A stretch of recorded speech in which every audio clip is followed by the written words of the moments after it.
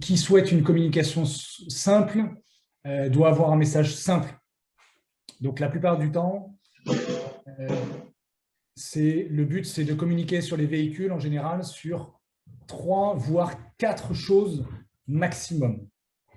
En gros, moi, ce que j'explique de façon assez simple à mes clients, je leur dis voilà. Sur un véhicule, ça ne sert à rien de mettre des tartines, parce qu'on voit des véhicules avec des tartines. En gros, au-delà de 5 à 6 mots sur un bord de véhicule, on ne verra rien. Et donc, l'objectif, c'est de le communiquer sur 3 choses assez simples. Sur un logo ou une image qui puisse exprimer déjà une première partie soit du nom de l'entreprise, soit de son métier. Ensuite, on va essayer de communiquer en 2 sur des mots-clés assez impactants qui permettent d'exprimer ce que propose l'entreprise, puisque, par une petite parenthèse, je fais de la com essentiellement pour les entreprises. Je n'ai pas de particuliers, quasiment pas, qui viennent nous voir. C'est des projets en général un peu différents. Et donc, en fait, il faut des mots-clés simples et intelligibles. On en parlera après, on donnera quelques exemples après. Et ensuite, je propose de mettre 1 ou 2 points de contact. Donc, les points de contact, ça peut être un numéro de téléphone assez simple. J'insiste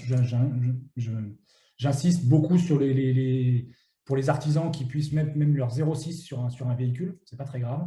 Au moins, la com leur arrive directement. Donc, c'est soit un téléphone, un mail, un site web. Voilà. Et éviter, par exemple, dans les canaux, de mettre l'adresse. En fait. L'adresse, moi, ce que j'explique aux entreprises aujourd'hui, c'est qu'on s'en fout.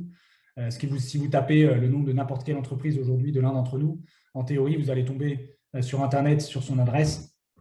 Et donc, vous n'avez pas besoin de communiquer sur l'adresse sur un véhicule. Ça rajoute 2-3 lignes en plus qui ne servent à rien. Parce que j'estime toujours qu'avec la carte de visite qu'il a aujourd'hui, s'il va voir aujourd'hui, à la limite, quand il est sur des petits chantiers, etc., à la limite, ce n'est pas forcément très, très grave. Mais c'est un artisan qui pense aller voir des promoteurs immobiliers ou des gens comme ça. Quand il arrive avec une carte de visite comme ça, plusieurs fois, on lui a dit, attendez, le type, il a des cartes de visite malheureusement un peu pourries. Alors, ce n'est pas de sa faute.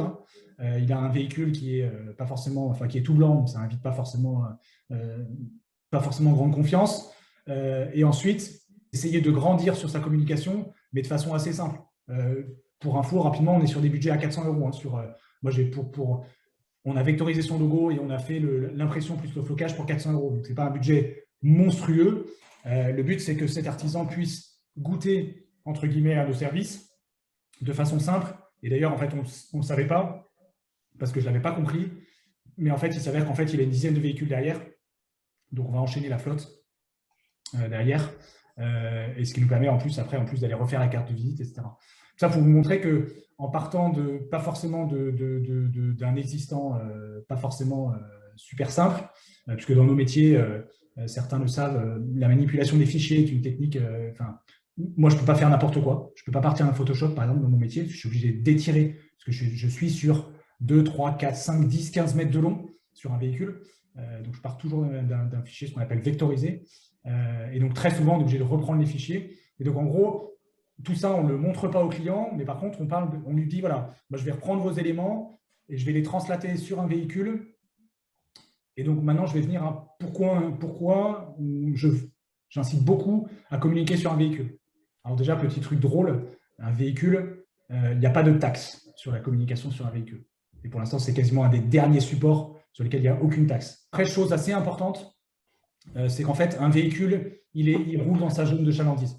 C'est-à-dire le type roule forcément, hormis quand il part en vacances ou quand il part en week-end, mais il roule avec son véhicule de service en général, il roule là où il est capable d'aller et là où il est capable de produire. Voilà, parce que la plupart du temps, on est quand même sur des artisans qui produisent quelque chose et ils vont là où ils peuvent aller.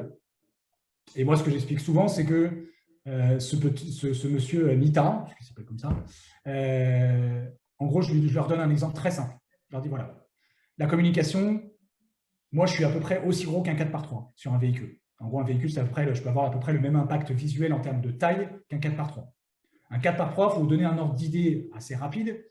Si vous prenez un 4x3 longue durée, c'est-à-dire en gros sur 3 ans, on va dire en sortie de rocade, c'est-à-dire en gros en visibilité entre 30 000 et 50 000 personnes par jour, ça va vous coûter en gros un package complet, en gros de 8 à 10 000 euros.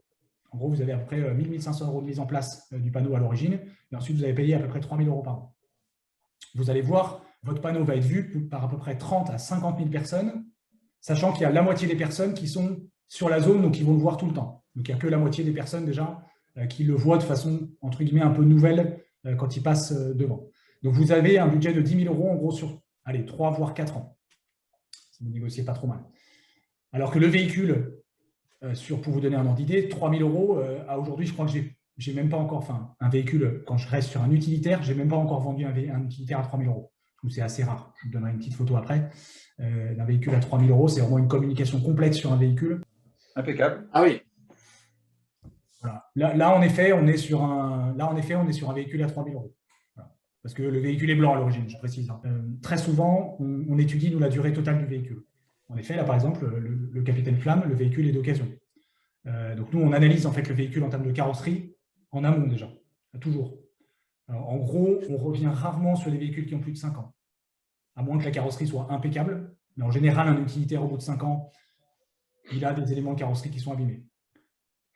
On a additionné à nos services à nous, on a des partenaires qui peuvent réparer une carrosserie dans nos locaux, et de façon assez simple et assez rapide. L'autre jour, j'ai un client qui avait un chou-fleur comme ça. On a un type qui est venu, qui redresse en fait la carrosserie et qui peut la repeindre derrière pour qu'on puisse justement apposer la communication si besoin. Et ça ne se voit pas derrière. Donc ça, c'est le premier élément. On analyse la carrosserie. Deuxième élément, et ça c'est compliqué à faire comprendre aux clients, nous, on n'est que sur des vinyles de très très haute performance et qui sont spécialisés sur les véhicules. Pourquoi? Parce qu'en fait, quand je mets le vinyle là sur le véhicule, ce Capitaine Flamme, le mec, il va venir me voir dans 3, 4, 5, 10 ans en me disant « on enlève tout parce que je le vends ». Et quand je l'enlève, si je mets un mauvais vinyle, pardon, l'adhésif, si je mets du vinyle, de l'adhésif par exemple, que vous avez sur des portes ou de la vitrophanie, je vais arracher la peinture. Et la peinture, en gros, pour vous donner un ordre d'idée très rapide, le côté d'un utilitaire comme Capitaine Flamme, s'il est abîmé en termes de peinture, c'est 1 000 euros en carrosserie, en gros, en très rapide. Donc en gros, l'impact négatif d'une erreur pour nous de vinyle peut être très très fort. Donc moi, en fait, dans mon atelier, j'ai aucun vinyle. C'est pour ça d'ailleurs c'est l'avantage de s'être spécialisé dans cette com-là, c'est que je n'ai pas de vinyle, par exemple, pour les faire ce qu'on appelle du monomère. Je n'ai pas de vinyle pour les faire de la vitrophanie sur magasin. Tu fais que du vinyle, hein, tu ne fais pas de magnète. Hein, Alors, je vais y venir après sur le magnète, ouais, c'est un truc intéressant. C'est pareil, c'est toujours dans cette même dynamique de protection du véhicule. Parce qu'en fait, on manipule quand même un véhicule qui coûte entre 10 000 et 100 000 euros, voire 150 ou 200 000 pour certains véhicules. Et donc, on fait très attention en fait, à ce qu'on va poser dessus. Et ça, on essaie souvent de l'expliquer aux clients et les grands comptes, etc., le comprennent assez bien. Parce qu'eux, ils voient la restitution du véhicule derrière. Et on essaie de l'expliquer à l'artisan aussi pour qu'il comprenne que son véhicule, il a une durée de vie, il a une valeur, et que même si la valeur décote très très vite, il a quand même intérêt à conserver cette valeur. En plus, le vinyle, ça protège la peinture. Oui, alors si le vinyle protège la peinture, c'est d'ailleurs un problème d'ailleurs, parce que si on met Capitaine Flamme, là, tout est protégé.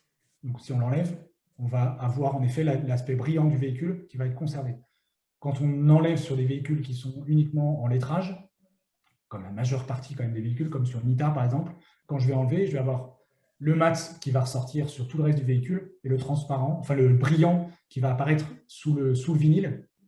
Puisque nous, je le rappelle, le vinyle, il est très peu collé en fait. En fait, on utilise très peu de colle. Le véhicule, en fait, il polymérise sur la carrosserie du véhicule.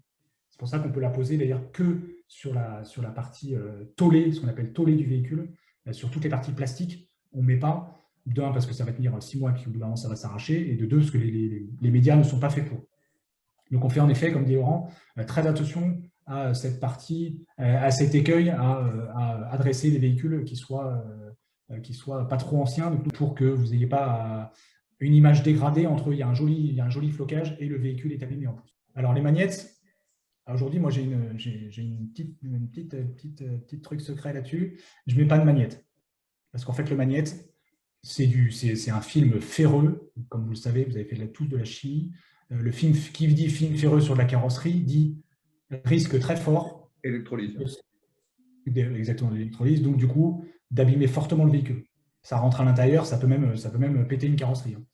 Et donc, nous, on a un nouveau média qui vient de sortir, là, sincèrement, il y a 1 mois et demi, que nous, on est en train de tester, qui est un vinyle pour véhicule repositionnable.